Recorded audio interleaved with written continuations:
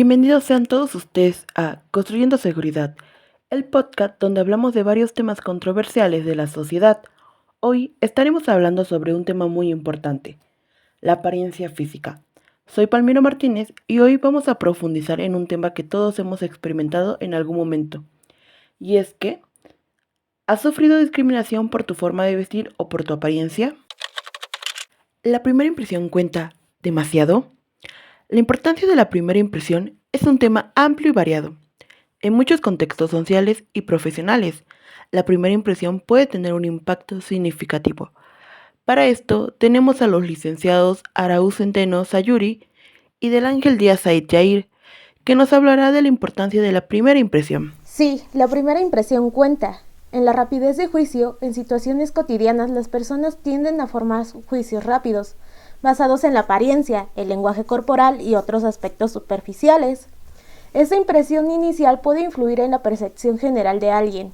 En oportunidades profesionales, entornos laborales, una primera impresión puede marcar la diferencia en entrevistas de trabajo, reuniones de negocios y colaboraciones profesionales. La forma en que te presentas inicialmente puede afectar las oportunidades que se te brinden. En las relaciones sociales, la primera impresión puede influir en la forma en que otros te perciben y están dispuestos a interactuar contigo. Puede afectar la formación de amistades y relaciones personales. Pero al mismo tiempo eso no. La primera impresión no lo es todo. En los conocimientos, a medida que la gente interactúa más, las impresiones iniciales pueden modificarse. El tiempo y la experiencia permiten que otros aspectos de tu personalidad y carácter se revelen, y estas características pueden ser más significativas que la primera impresión. El evitar estereotipos, dependiendo de la situación, confiar demasiado en la primera impresión puede llevar a estereotipos injustos. Las apariencias pueden ser engañosas y juzgar a alguien solo por su primera impresión puede llevar a malentendidos. Y en el cambio y crecimiento, las personas cambian con el tiempo, y una primera impresión no siempre refleja quiénes son en realidad. El crecimiento personal y la evolución son procesos continuos que van más allá de la primera impresión. Rompiendo estereotipos. A continuación, un testimonio de una persona que sufría este tipo de discriminación por su apariencia física. Nos encontramos en este momento con Alan Esquivel, una persona que ha sufrido discriminación por distintos aspectos. Nos brinda este espacio para respondernos algunas preguntas, algunos cuestionamientos que nos hacemos acerca de la discriminación y de sus vivencias propias. Si no te importa, podemos comenzar con esta serie de preguntas. Primero, quisiera saber, de acuerdo a la opinión pública y en desarrollo de tu personalidad, ¿cómo percibirías o interpretarías, de acuerdo a tus principios y valores, la discriminación? Creo yo que distinguiría o definiría la palabra discriminación en base a los conceptos que, si bien se han generado en mi entorno, en mi manera particular de presenciar las cosas, hasta cierto punto la sociedad también influye a este punto de poder definir la discriminación. Entonces yo creo que la percibiría en base a estas dos bases principales y la obtendría como aquella situación social donde participan dos o más individuos en la cual privan, limitan o restringen a alguna persona o algún grupo de expresar o hacer algo de manera en base a alguna notoriedad, ya sea física, de rasgo psicológico, orientación sexual, de género. Yo creo que esa sería la definición que podría otorgar de discriminación en base a pues lo que yo he crecido, como yo he crecido, y a la respuesta de la sociedad más que nada. Pues realmente yo considero que las personas, la sociedad mexicana, dependiendo de la situación social en la que te encuentres, económica, vas a depender de muchos tipos de discriminación, pero también en base a la opinión pública que tú o el individuo perciba o a la importancia que opine la sociedad acerca de tu persona. Entonces, en base de esto y a partir de esto, consideraría oportuno decir que la discriminación va a estar presente, y más si eres una persona con la cual no le gusta estar de acuerdo o que le gusta cuestionarse situaciones que están implícitamente y explícitamente en la sociedad. Disculpa, ¿y podrías contarnos qué tipo de discriminación sufriste? Yo podría decir el ejemplo de desde muy pequeño he sufrido discriminación por parte de algunos maestros de la Secretaría de Educación Pública, de escuelas públicas, de primarias públicas, y por precisamente ser zurdo, lo cual no me impidió a lo largo de estos años, primero que nada, la instancia de que maestras más que nada, porque parte de mi formación únicamente fueron maestras, la gran mayoría más bien así.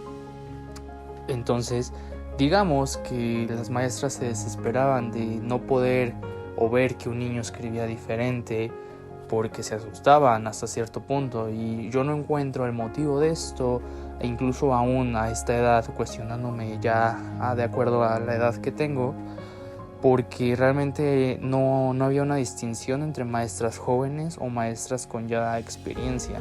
Yo veía que en ambos tipos de profesoras se desesperaban e incluso de cierta manera te tachaban de rarito.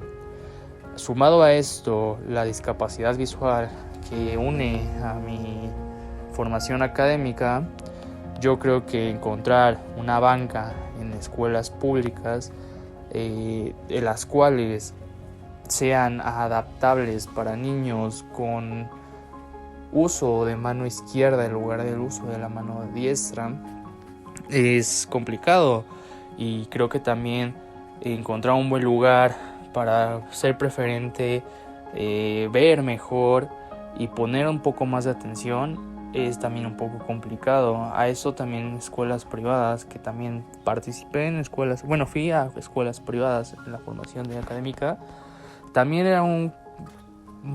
era complicado incluso encontrar bancas destinadas para personas zurdas, y a eso aún que realmente eran muy pocas las personas o que iban en ese salón o en la escuela en general.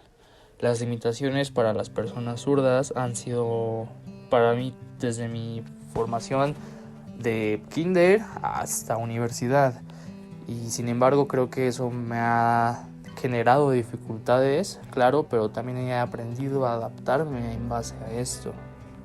¿Y nos podrías contar al día de hoy cómo consideras que te afectó vivir este tipo de experiencias discriminatorias?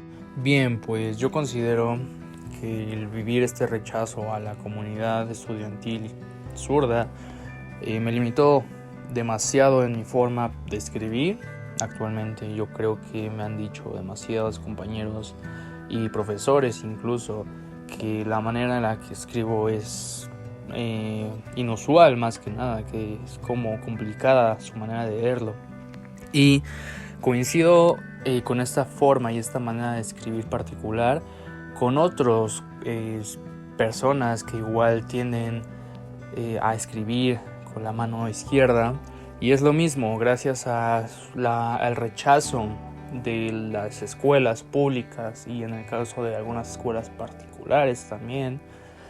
Precisamente al no poder brindarnos esta herramienta para poder escribir de manera propia, nos adaptamos a escribir en bancas que no son adecuadas para nosotros. Entonces, por ende, terminan a, moldearnos y adaptarnos a una manera de escribir a la cual no es la que nos queda, no nos queda de otra más bien. ¿Y qué aspectos consideras importantes para hacer que poco a poco desaparezca la discriminación?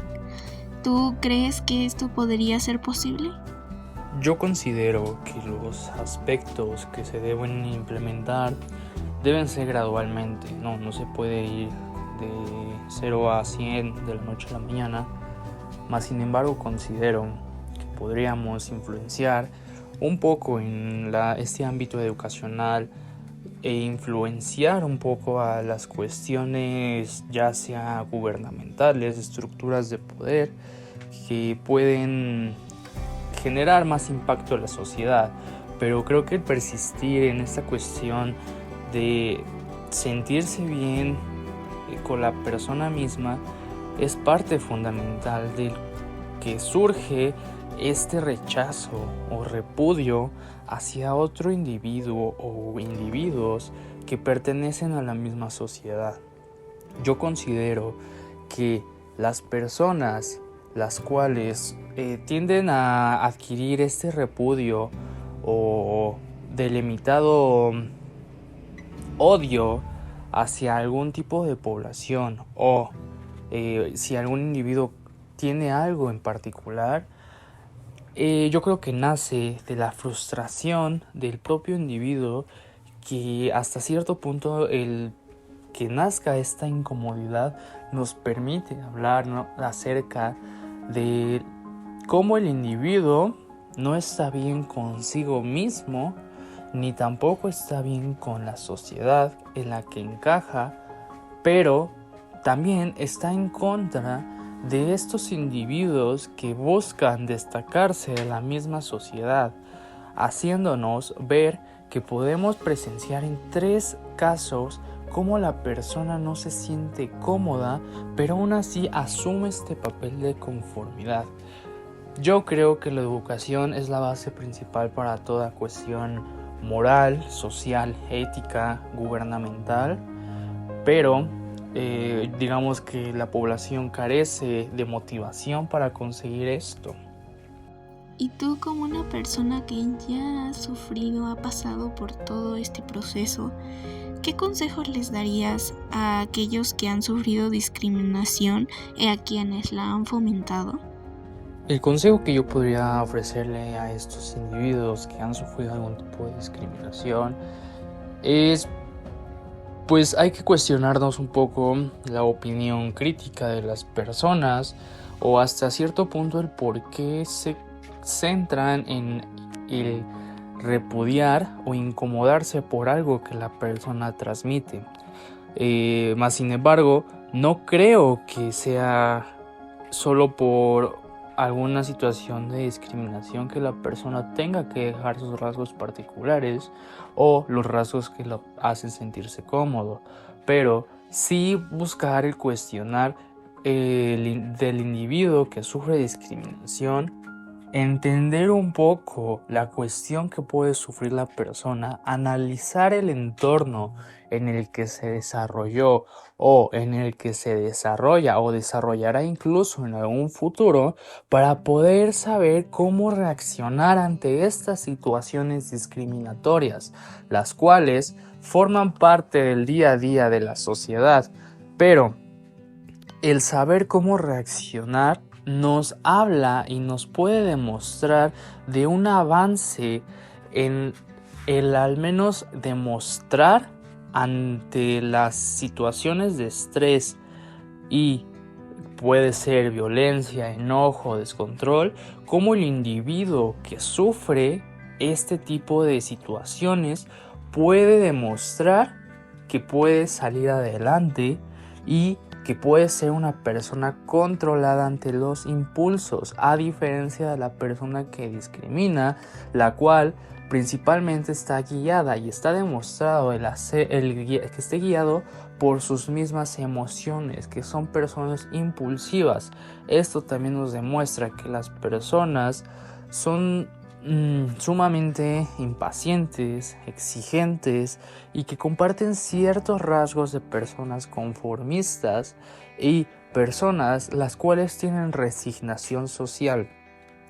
A mi manera de percibirlo, yo consideraría que a las personas que han fomentado este tipo de discriminación se cuestionen un poco el más allá de sus creencias e ideologías que practican día con día, y así como también el cuestionarse su papel y el propósito que tiene en su existencia la sociedad y la sociedad en su existencia, para que así el sujeto se pueda cuestionar un poco el cómo se rige, el cómo funciona y cómo se desenvuelve para la sociedad, queriendo fundamentar el cómo el individuo puede hacer algo para la sociedad, pero sin pertenecer o ser bien recibido por ello. Entonces es importante el analizar y cuestionar esto. Y para terminar esta entrevista tan importante, ¿nos podrías comentar si tú consideras que por tu aspecto físico la mayoría de las personas no te darían un trato igualitario al de otros, al que le darían a otras personas? Yo considero que el aspecto físico influye en gran parte de cómo te tratan en la sociedad mexicana, más que nada, porque seamos honestos, el estándar típico de las personas es hacer alusión de que lo bonito, por ejemplo, podría ser un ejemplo de una chica de tez clara, cabello claro, ojos claros, haciendo alusión de que eso es un estereotipo de una chica bonita o una chica deseada.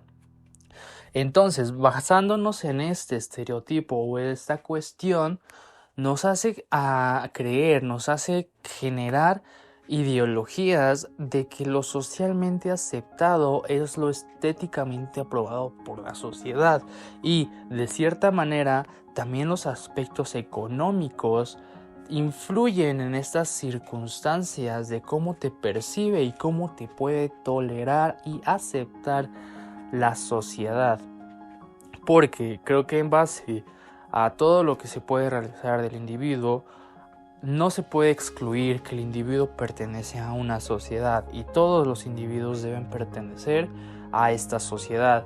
Los recluidos de la sociedad usualmente son percibidos como criminales y el individuo propio de sí no está asimilado biológicamente para ser asocial, para no tener una comunicación con los otros individuos.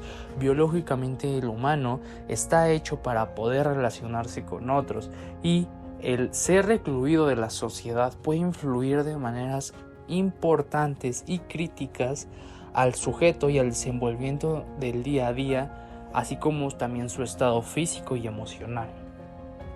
Es esperanzador escuchar historias de personas que desafían los estereotipos y ofrece ayuda más allá de las apariencias.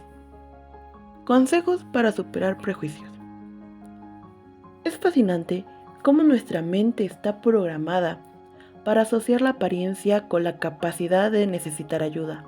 Pero, ¿cómo podemos superar estos prejuicios? Superar los prejuicios de la apariencia física es un proceso que implica reflexión, empatía y apertura mental. Aquí hay algunas sugerencias sobre cómo abordar y superar estos prejuicios. Conciencia y reconocimiento. Reconoce que todos tenemos prejuicios, conscientes o inconscientes, y que la apariencia física a menudo es un punto de partida para estos juicios. Sé consciente de tus propios prejuicios y acepta que pueden influir en tus decisiones y acciones. Cuestionamiento de estereotipos. Activamente desafía los estereotipos relacionados con la apariencia física. Pregunta a ti mismo si estás haciendo suposiciones basadas solo en cómo alguien luce. Recuerda que la diversidad es la norma y que la apariencia física no define la valía o el carácter de una persona. Practicar la empatía. Intenta ponerte en el lugar de la otra persona. Imagina cuáles podrían ser sus experiencias de vida, desafíos y triunfos. Cultiva la empatía al escuchar las historias de otras personas y tratando de comprender su perspectiva. Enfócate en acciones y características personales. Dirige tu atención hacia las acciones y características personales más que en la apariencia externa. Cómo se comporta alguien, cuáles son sus logros y valores.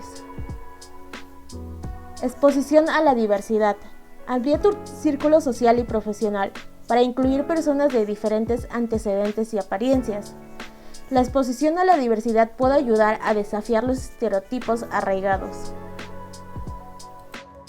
La educación continua aprende más sobre cómo se forman los prejuicios y cómo afectan nuestras percepciones. Esta misma puede ser una herramienta poderosa para cambiar patrones de pensamientos arraigados. La autoevaluación constante reflexiona regularmente sobre tus propias actitudes y creencias. Pregúntate si estás siendo justo y abierto en tus interacciones con los demás. Fomentar la conversación abierta crea un entorno donde las personas se sienten cómodas compartiendo su experiencia y perspectivas. La apertura al diálogo puede romper barreras y derribar prejuicios. Promover la inclusividad aboga por entornos inclusivos en tu comunidad y lugar de trabajo. La inclusividad fomenta el respeto y la aceptación independientemente de la apariencia física. Y como último, celebrar la diversidad. Reconoce y celebra la diversidad en todas sus formas. Apoya iniciativas que promuevan la igualdad y respeto por la individualidad. Bueno, como conclusión, hay que recordar que superar los prejuicios es un proceso continuo que requiere un esfuerzo y autenticidad. Con el tiempo, el cambio personal puede tener un impacto positivo en tu entorno y contribuir a la creación de comunidades más comprensivas y justas. Gracias por unirte a Construyendo Seguridad. La próxima vez que te encuentres en una situación en la que puedas ayudar, recuerda mirar más allá de la apariencia. Juntos podemos construir un mundo más compasivo. Hasta la próxima.